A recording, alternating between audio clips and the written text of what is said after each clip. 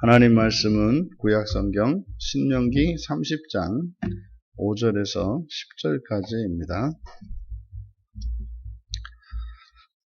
우리 같이 한 목소리로 함께 읽겠습니다. 내 하나님 여호와께서 너를 내 조상들이 차지한 땅으로 돌아오게 하사 내게 다시 그것을 차지하게 하실 것이며, 여호와께서 또 내게 선을 행하사 너를 조상들보다 더 번성하게 하실 것이며, 내 하나님 여호와께서 내 마음과 내 자손의 마음에 할례를 베푸사 너로 마음을 다하며 뜻을 다하여 내 하나님 여호와를 사랑하게 하사 너로 생명을 얻게 하실 것이며, 내 하나님 여호와께서 내 적군과 너를 미워하고 핍박하던 자에게 이 모든 저주를 내리게 하시리니, 너는 돌아와 다시 여호와의 말씀을 청종하고 내가 오늘 내게 명령하는 그 모든 명령을 행할 것이라.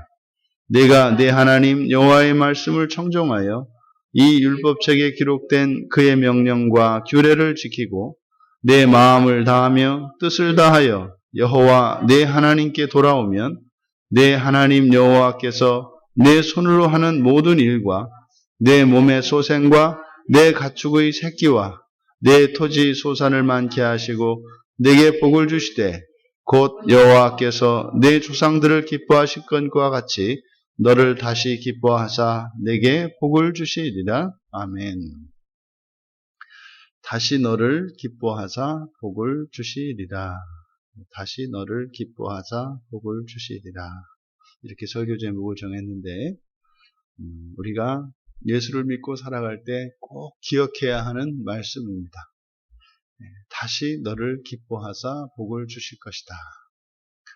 그러니까 하나님께서는 어떤 경우에든지 하나님의 백성들을 기뻐하시고 복을 주십니다. 다시 몇 번이고 다시 복을 주십니다. 이것을 기억해야 합니다. 사람들은 인내의 한계가 있고 또 사람들에겐 경우가 있고 분수라는 게 있습니다. 근데 하나님의 용서는 끝이 없고 하나님께서 하나님의 백성들에게 주시는 기회도 끝이 없습니다. 다만 그것이 살아있는 동안 그리고 돌이켰을 때입니다. 살아있는 동안 돌이켰을 때 100번이고 1000번이고 10,000번이고 하나님을 떠났을지라도 다시 거기에서 돌이켜 여호와께로 온다면 처음과 똑같이 하나님은 다시 기뻐하시고 다시 사랑하시고 다시 복을 주십니다. 근데 이게 하나님의 크고 놀라운 은혜입니다만 사실은 이것 때문에 인간들이 끊임없이 죄를 짓죠. 그러니까 죄에 빠질 때 우리가 다시 죄를 반복하는 이유는 다시 돌아올 것을 기약하면서 하나님이 다시 받아줄 걸 아시기 때문에 또 그 길로 가는 겁니다. 아닌데 하면서도 마음속에서는 그 하나님의 은혜, 하나님의 사랑을 역이용해서 오히려 범죄하게 하는, 이게 참 비극이고 이것이 정말 우리의 마음을 아프게 하는 겁니다. 우리가 냉정하게 생각을 하면 하나님의 사랑이 크니 사랑이 큰 만큼 우리도 하나님을 더욱 사랑하고 우리도 더욱 하나님 말씀에 순종하고 싶은데, 하나님의 큰 사랑이 우리의 사랑을 이끌어내기보다는 오히려 하나님께 범죄하는 이유가 되는, 이것이 이 세상의 가장 큰 비극입니다. 그러니 마음껏 사랑할 수가 없는 거예요. 마음껏 사랑을 하면 그것이 역기능을 하기 때문에 그러지를 못하는 거죠. 그러니까 지금 본문에서는 이제 4절에서 거기서부터 너를 이끄실 것이다. 이제 이들이 하나님의 징계를 받고 저주 가운데 세상 여러 민족 가운데 흩어져 있을지라도 만약에 거기서 회개하고 하나님께로 돌아온다면, 그리고 하나님의 말씀을 청종한다면 즉시 하나님께서 그곳으로 돌이키실 것이고 이제 그들을 거기에서 이끄실 것이라고 그랬어요. 그리고 나서 이제 어디로 올 것인지, 그리고 하나님이 어떤 일들을 또한 하는지를 하실 것인지를 밝히고 있는데 5절에 이제 거기에서 그들을 이끄시되 바로 조상들이 차지한 땅, 약속의 땅입니다. 그러니까 이스라엘 자손들은 갈 곳이 정해져 있어요. 지금 이들이 가고 있는 그 땅, 그리고 그들이 그 땅에 들어가서 장차 여호와께 범죄하고 우상을 섬겨 하나님을 떠난다면 그 땅에 이제 하나님께서 저주를 내려 다시 정결하게 할 것이고 그들을 온 민족 가운데 흩으실 것인데 다시 그들을 그 땅으로 부르실 것이다. 지금 이들이 요단강 동편에서 가려고 하는 것처럼 그의 후손들이 돌이켰을 때 이제 여러 민족 가운데 그들을 이끌어 다시 돌아오게 하실 것이다. 그래서 이제 그 땅으로 돌아오게 하셔서 이제 하실 일이 세 가지로 제시되고 있습니다. 다시 그 땅으로 데려오셔서 첫째, 다시 그 땅을 차지하게 하실 것. 다시 그 땅을 차지하게 하실 것. 여기서 우리가 눈여겨보아야 하는 것은 그냥 거저주시는 게 아니에요. 차지할 수 있도록 시키신다. 이렇게 되어 있어요. 그러니까 취하는 것은 그들입니다. 마찬가지죠. 지금 이스라엘 자손도 그냥 가나안 땅에 딱 들어가면 무주공산이 아닙니다. 거기에는 이미 수백 년 동안 그 땅에서 정착하고 뿌리 내리고 살고 있는 가나안 족속들이 있어요. 그들에게는 날벼락이죠. 그들의 고향이 되었습니다. 여러분, 우리도 그렇지 않습니까?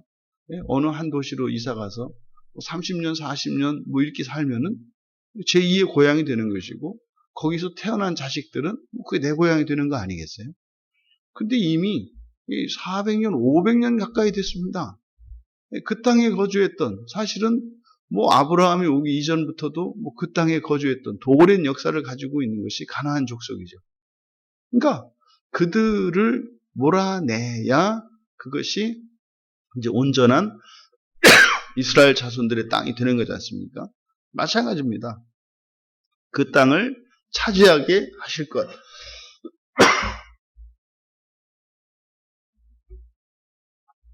이것은 우리도 마찬가지입니다. 예수 그리스도를 믿고 살아가는 우리 그리스도인들에게도 하나님께서 복을 주시되 거저 주시는 것이 있습니다만 그 땅을 정복하는 과정에 있어서는 우리들의 자발적이고 능동적인 참여가 전제되어 있습니다.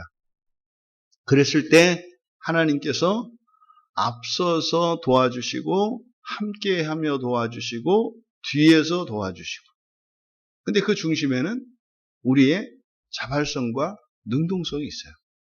그러니까 여기서 그 땅을 차지하게 하실 것이다, 거저 주는 것이 아니라 어떻다? 우리로 하여금 그것을 할 수 있도록 도우신다는 의미입니다.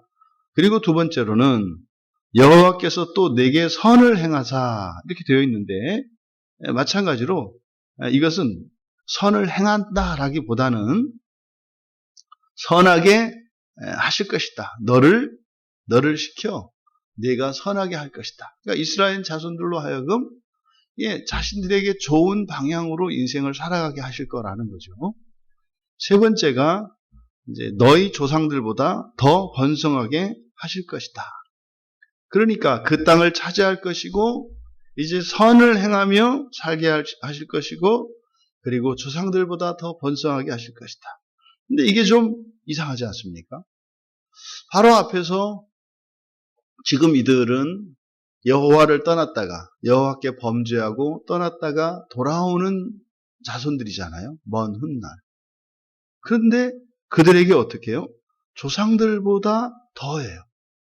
그 땅을 차지하게 하시고 선을 행하게 하시는 것은 이해가 됩니다. 그런데 조상들보다 더 번성하게 한다. 이게 좀 의아스러운 내용입니다. 아니, 이들이 죄를 짓고 범죄해서 하나님을 떠났던 자들인데 어떻게 그 땅을 떠났다가 돌아오는 자들에게 어떻게 그들의 조상들보다 더 번성하게 할까? 이게 사실은 성경에 있는 놀라운 구원의 섭리입니다. 이게 신비예요, 신비.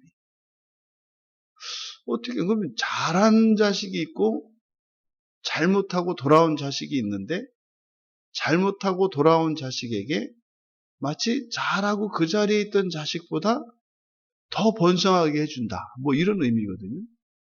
그러면은 어떻게 해야 돼요? 잘못해야 되겠네. 잘못하고 돌이켜야 되겠네. 왜? 그게 더 번성하는 거니까. 근데 이게 가족관계에서 이 문제를 생각해 보면 그게 아닌 거죠. 그게 아닌 거죠. 그러니까 더 번성하게 하는 것이 목표가 되면 계산이 그렇게 돼요. 죄를 짓고 떠났다가 다시 와야 더 좋아지네.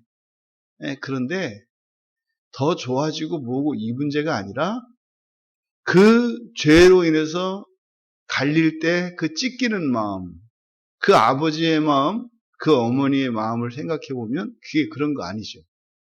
그런 거 아닙니까? 어릴 적에 애들이 뭐 집에서 살 때 엄마 아버지가 마음대로 내 마음대로 놀지도 못하게 하고 간섭하고 이러니까 뭐 그냥 애들의 꿈이 빨리 나가서 독립하는 거 아니에요? 방 한 칸에 넣어놓고 내 마음대로 살고 싶고 뭐 이런 거 아닙니까? 응? 그런데 실제로 그 나가서 살면은 저는 편하고 좋은지 몰라도 부모들의 마음은 더 이제 신경 쓰이게 되고, 그러다가 이제 집에 오면 뭐 하다못해 옛날에는 뭐 밥도 잘 안 주다가 이제 어쩌다 한번 갈라치면은 뭐 고기도 구워주고 뭐 이렇게 반겨주고 그러니까 좀 대접을 받는구나. 그게 아니죠. 그게 아니죠. 그래서 우리 인간관계 안에서 특히 가족관계 안에서 생각을 해보면 이게 무슨 말인지 알겠는 거죠.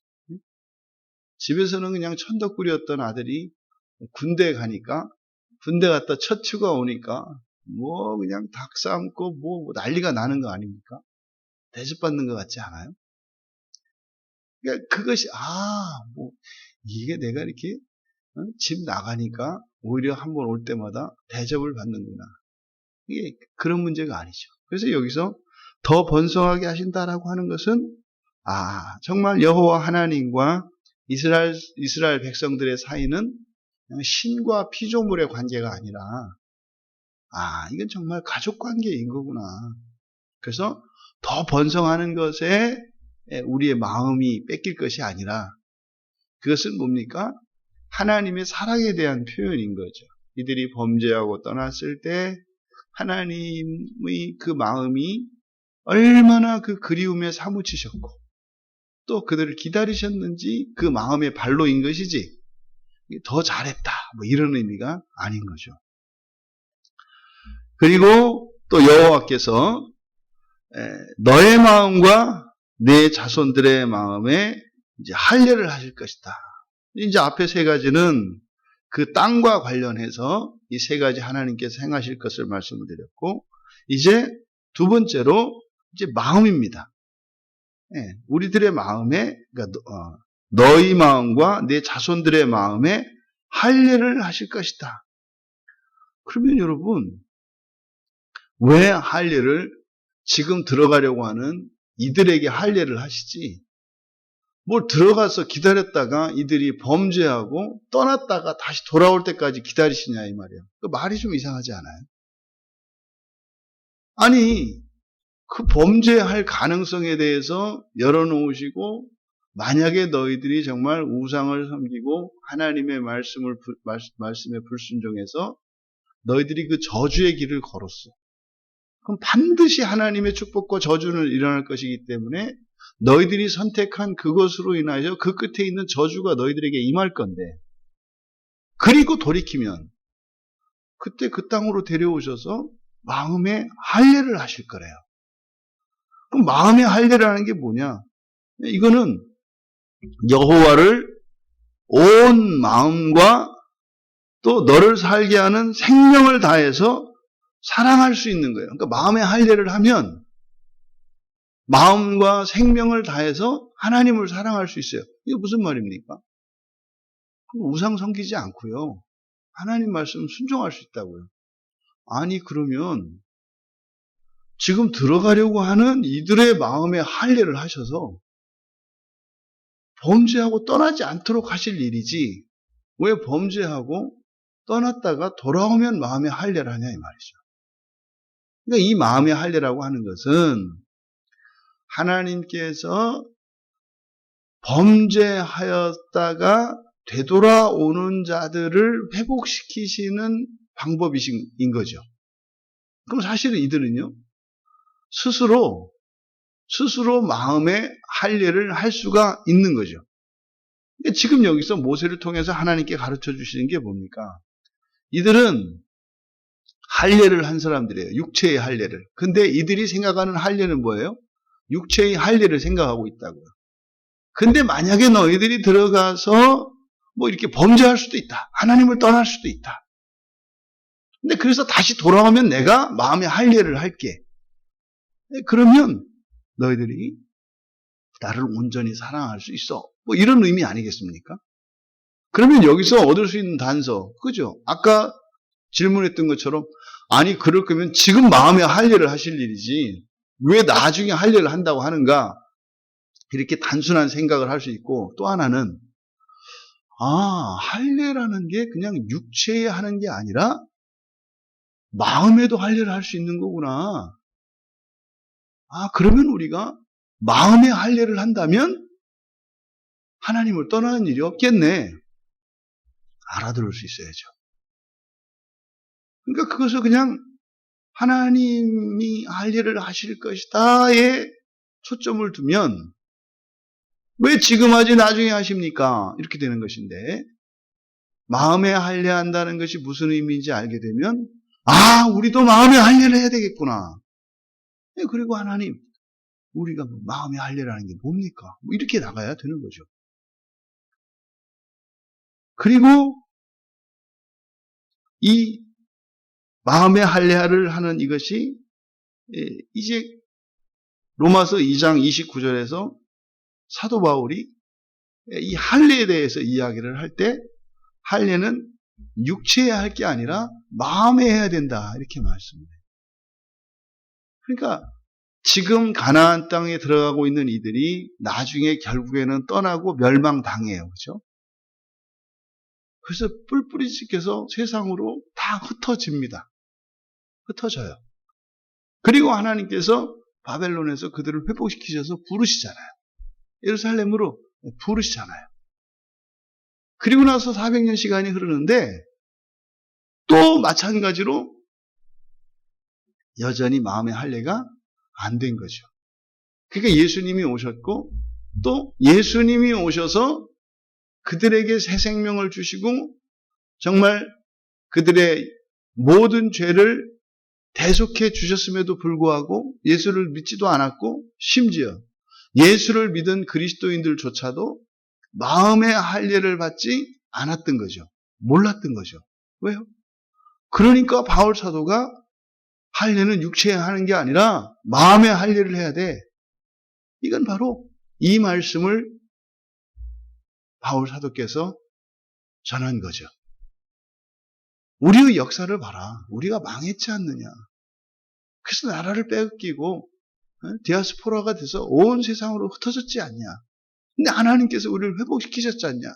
근데 신명기의 말씀을 보면 그렇게 범죄하고 떠났던 이스라엘 백성들, 하나님의 백성들의 마음에 할례를 하시겠다고 이미 신명기에 약속이 되어 있고 그렇게 마음에 할례를 하면 하나님을 마음과 생명을 다해서 사랑할 수 있게 되는 것이다.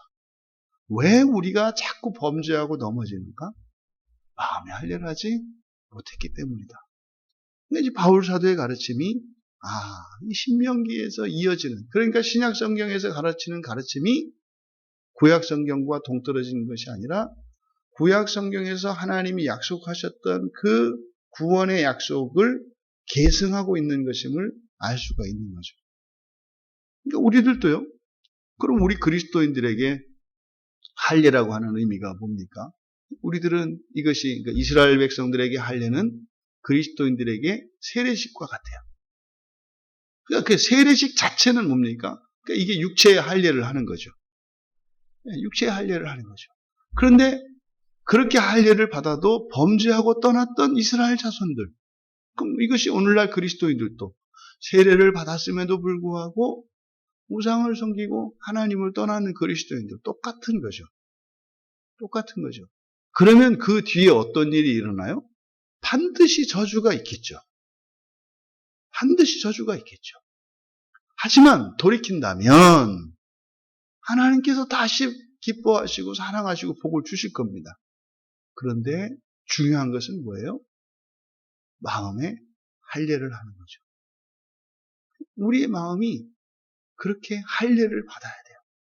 사실은 이 마음의 할례를 받는다라고 하는 이게 그럼 뭐냐? 이게 사실은 우리 마음속에 성령이 내주하시는 거죠. 성령이 내주하시는 거예요. 성령이 오시면 할례는 육체의 표로서 사라지지 않는 것처럼 우리가 마음의 세례를 받는다라고 한다면 바로 성령께서 우리의 마음을 찢고 들어오셔서 절대적으로 더럽혀지지 않는 절대적인 공간이 우리 마음속에 생겨요. 성령이 내주하시는 것이죠. 그러니까 바로 성령께서 인치는 것, 성령께서 내주하시는 것, 마음의 할례를 받는 것, 이것이 같은 의미이죠. 그러니까 형식적인 세례가 곧 마음의 할례를 의미하진 않아요. 그러니까 믿음도 없이 그저 세례를 받을 수 있습니다.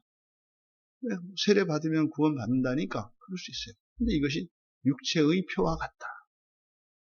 하지만 우리가 믿음으로 성령을 우리 안에 받아들이지 않으면, 마음의 할례를 하지 않으면 우리가 온전히 하나님을 사랑할 수 없습니다.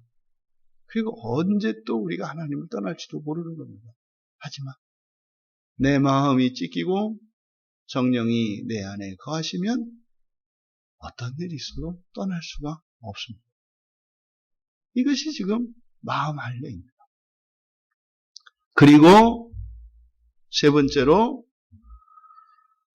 이제 원수들에 대해서 여호와께서 모든 저주 이렇게 되어 있는데 이게 저주가 아니라 맹세입니다. 맹세를 너를 박해하고 미워하던 적들에게 주실 것. 그러니까 하나님의 맹세는 축복과 저주이지 않습니까? 그러니까 축복과 저주니까 바로 아브라함에게 하셨던 그들을 축복하는 자에게 축복을, 미워하는 자에게 저주를 주실 것이라고 하는 하나님의 맹세죠. 그러니까 미워하고 박해하는 자들이라 하더라도 하나님께서 무조건 저주하시는 것이 아니라 복도 주세요. 지금 우리말 성경엔 저주라고 되어 있습니다만 이 저주뿐만 아니라 축복도 약속되어 있어요. 그러니까 어떻게 하는 게, 그리스도인들한테는 어떻게 하는 게 좋다? 잘 보이는 게 좋다. 왜요? 하나님의 약속이 있기 때문에. 아브라함에게 약속하셨고 아브라함의 자손들에게 약속하셨고 바로 믿음의 백성들에게 하나님께서 주신 약속이에요. 너희를 축복하는 자들에게는 내가 축복하겠다. 그러니까 그리스도인들에게 축복하는 이유는 하나님인 거죠. 하나님께서 복을 주실 것이기 때문에. 그래서 이 세상에 사람들에게 잘하되 특히 누구한테 잘해라? 그리스도인들한테 잘해라. 왜? 그게 하나님의 약속이 있으니까. 근데 지금 이 문맥에서는 바로 이들을 박해하고 미워하던 적들, 사실 구약에서는 이제 회초리와 채찍으로 사용되는 자들이에요. 하나님의 심판의 도구로 사용됩니다. 예. 근데 그들에 대해서는 이런 또 저주가, 이스라엘 백성들을 박해했던 이들에게는, 또 미워했던 이들에게는 하나님의 맹세는 그 저주를 의미하죠. 그들에게 그것을 줄 것이다.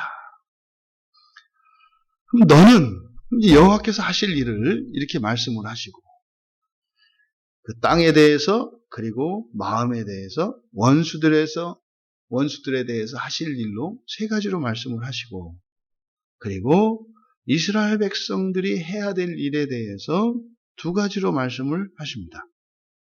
너는 다시 여호와의 말씀을 청종할 것이며, 지금 우리말 성경에는 그냥 9절만 나와, 9절과 10절이 그냥 같이 합쳐져 있는데, 보면 9절 다음에 11절로 건너뛰지 않습니까?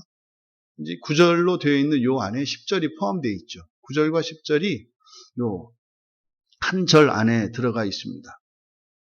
그러면 이제 너희들이 해야 할 일이 뭐는가? 너희들이 해야 할 일. 8절이군요. 8절에 여호와의 말씀을 다시 돌아와서 다시 여호와의 말씀을 청종하는 거예요. 다시 여호와의 말씀을 청종해라. 그리고 어떻게 해라? 그걸 듣는 것으로 그칠 것이 아니라 행하라. 행하라. 들어라. 행하라. 너희들이 해요. 사실 이것은 지금 요단강 동편에서 들어가려고 하는 이들에게 주시는 말씀과 동일한 말씀이죠. 그러니까요. 이스라엘 백성들은 이 세상을 살아갈 때 그러니까 하나님의 언약의 백성들이 이 세상을 살아가는 방식은요. 하나님 말씀을 듣고 하나님 말씀대로 행하면 돼요. 그러면 이 세상에 필요한 모든 일들은 하나님이 책임지세요. 그러니까 이게 하나님 백성과 그렇지 않은 이들의 차이점이에요. 여러분, 기독교를 제외한 다른 종교들은요, 종교 생활이 있어요.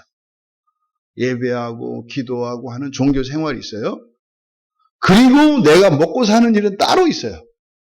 이걸 따로 나눠서 해야 된다 이 말이에요. 근데 기독교는 그런 게 아니에요. 하나님의 말씀을 듣고 하나님의 말씀을 따라 살면 돼요.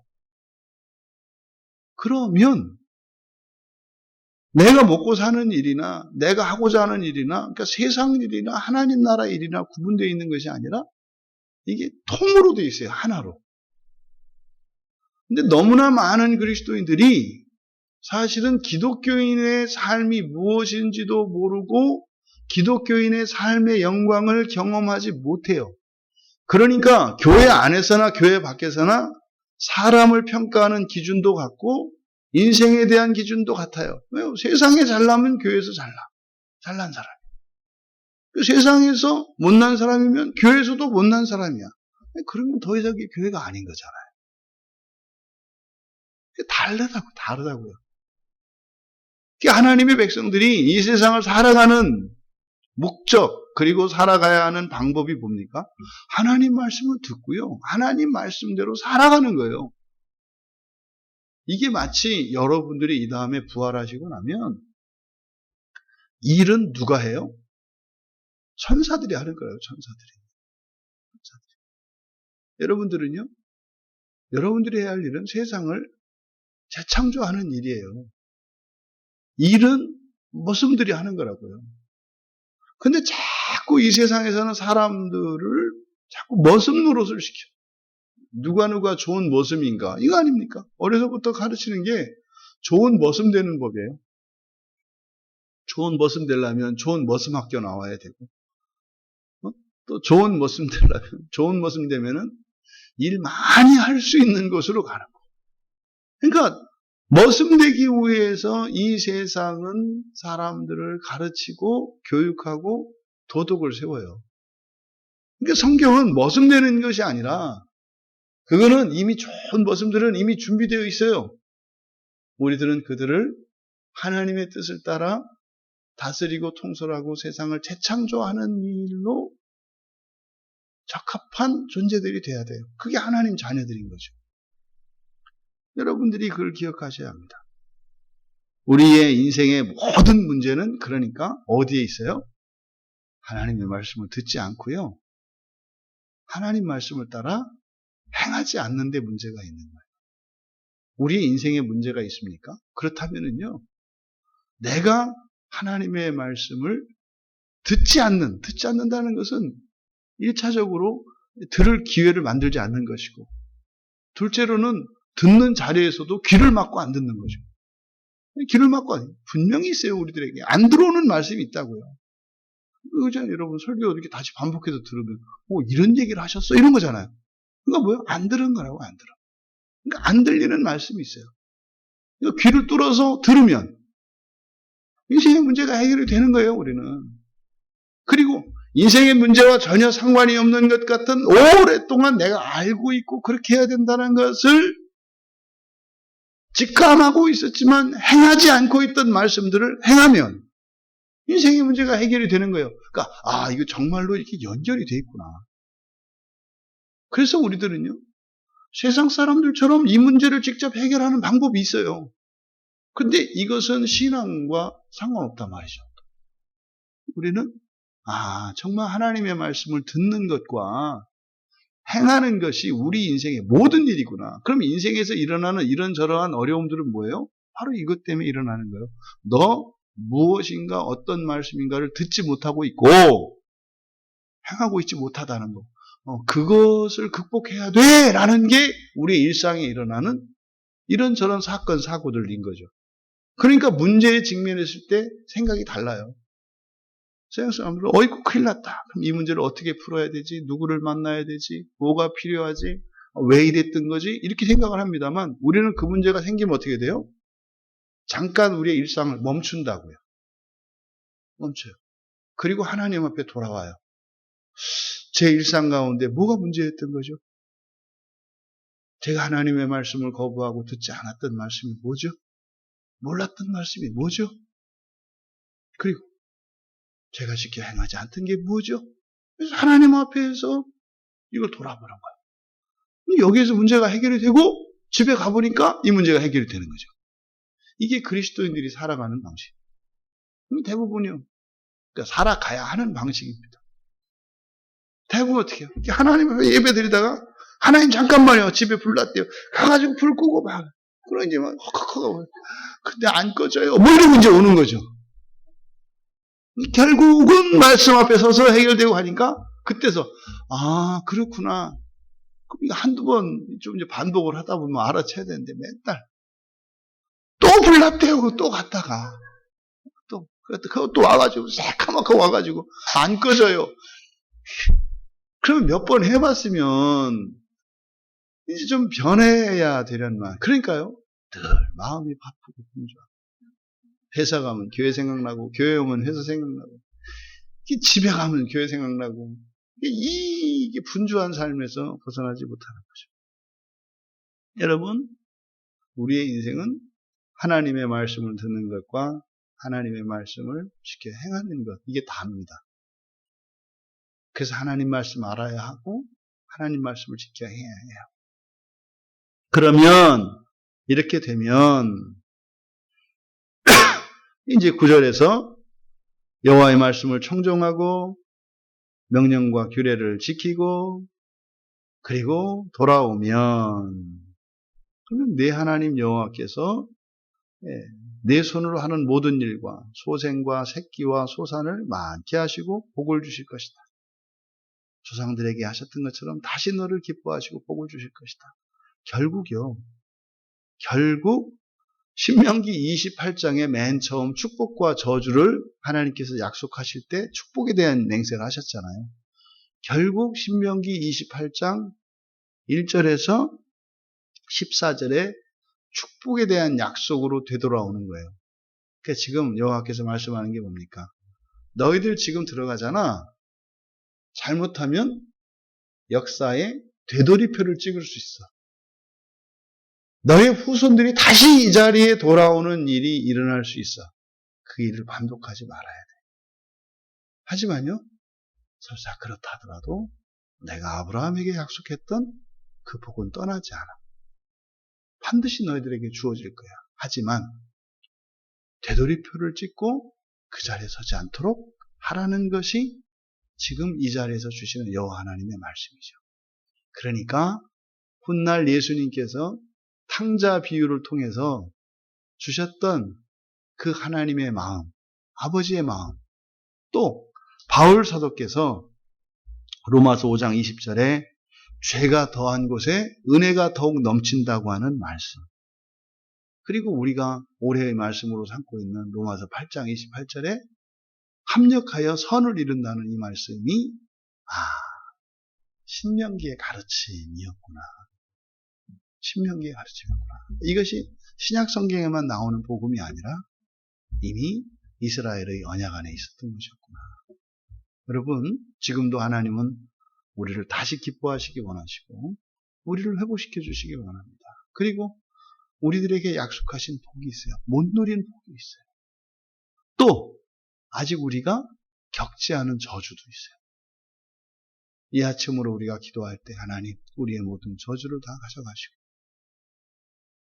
우리가 못 누린 그 복을 누리게 하옵소서. 그래서 정말 우리가 살아야 할 도리는 오직 하나님의 말씀을 믿고 하나님의 말씀을 들으며 그 말씀을 따라 살아가는 것임을 생생하게 확신하게 하셔서 우리의 인생이 말씀 가운데 거하게 하옵소서. 그 은혜를 구하는 이 아침이 되시기를 주님의 이름으로 축원합니다. 존귀하신 하나님, 이 아침으로 하나님을 예배하게 하시고 하나님의 말씀으로 저희들의 인생을 곧게 하시며 회복시켜 주시는 하나님의 은혜를, 그 사랑을 감사합니다. 하나님의 사랑이 저희들의 범죄의 이유가 되지 않게 하시고 오히려 하나님의 큰 사랑으로 저희들이 더욱 순결하며 온전하여 하나님을 온전히 사랑할 수 있도록 은혜를 더하여 주시옵소서. 감사하며 예수님의 이름으로 기도하옵나이다.